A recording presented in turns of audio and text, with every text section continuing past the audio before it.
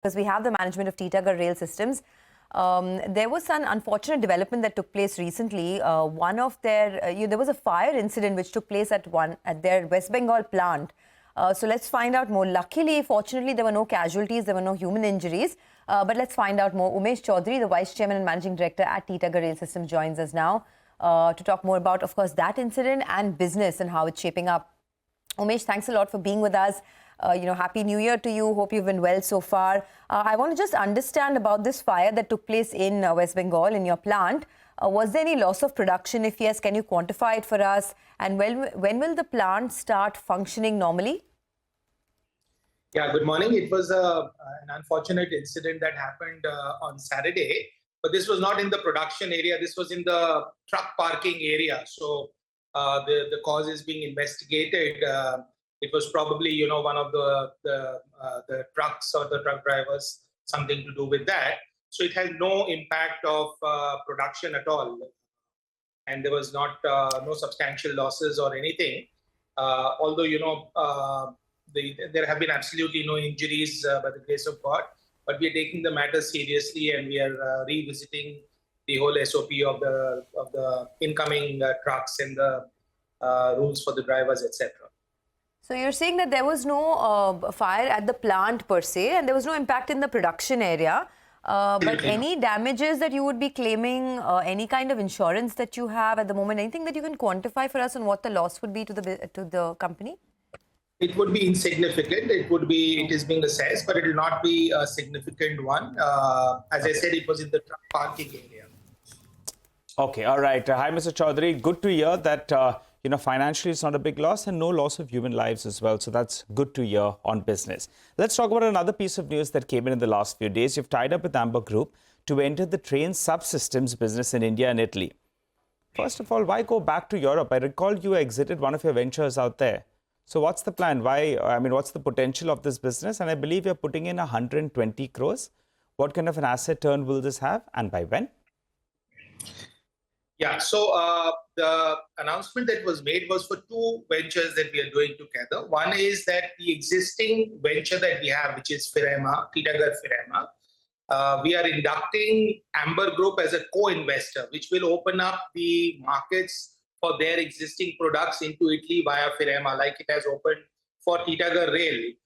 We've been able to A, acquire technology, and B, get market access for our products. Similarly, Amber joins in as a partner, as an equity investor into Firema, which will open up the European market for their products. And the part B of the announcement of the structure is that we are setting up a joint venture in India for subsystems, which will cater to the Indian market as well as the European market, wherein both Titagarh Rail Systems requirement, as well as Firema's requirement and the market requirement would be catered to. Mr. Chaudhary, hi, good morning.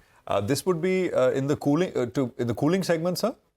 Largely the focus.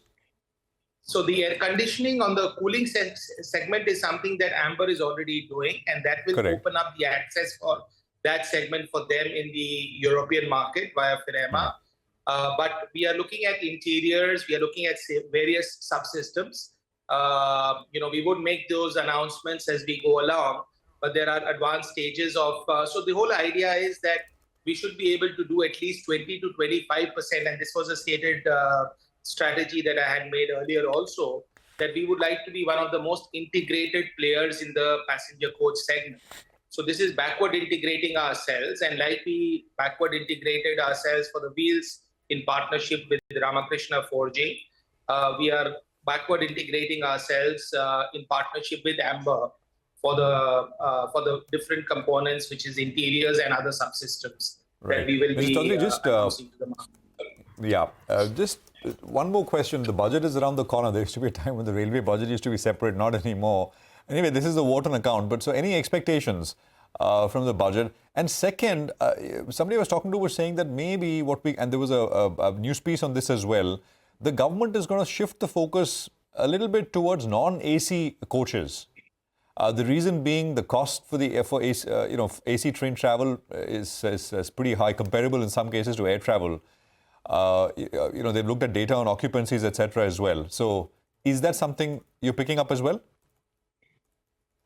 So as far as the budget is concerned, as you said very rightly, it's a vote on accounts. But having said that, the momentum of the infrastructure spend, particularly on the railways, is likely to continue, and we hope it would continue.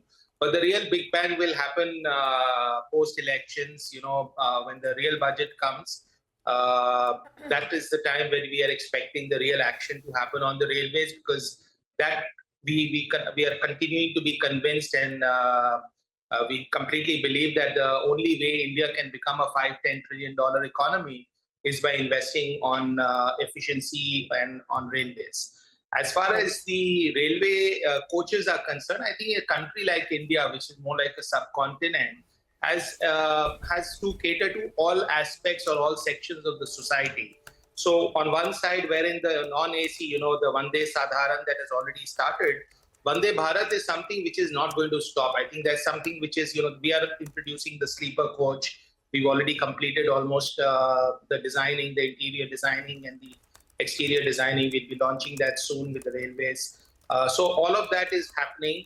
And we don't see that this is going to go back.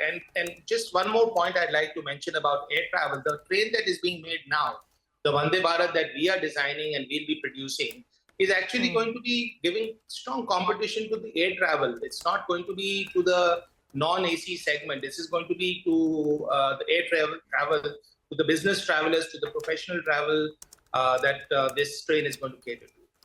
Sure. Just one final question, if you can leave us with one number on what is the order book at currently. And of course, I'm sure that number is known, but what is the kind of order visibility that you have from the government's end over the next 12 to 18 months? I believe that, as far as the order book is concerned, we declared it in the last results, and we generally declare it along with the results. So we would be declaring it with the next set of results, the December quarter results.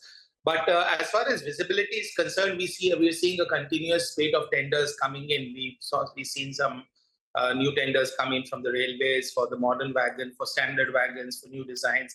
So I think that this is something that is going to continue.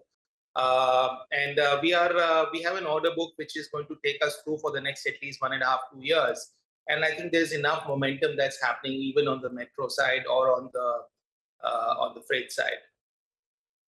All right. Umesh, we'll leave it at that. Thanks a lot for joining in. Appreciate your time here on CNBC TV 18.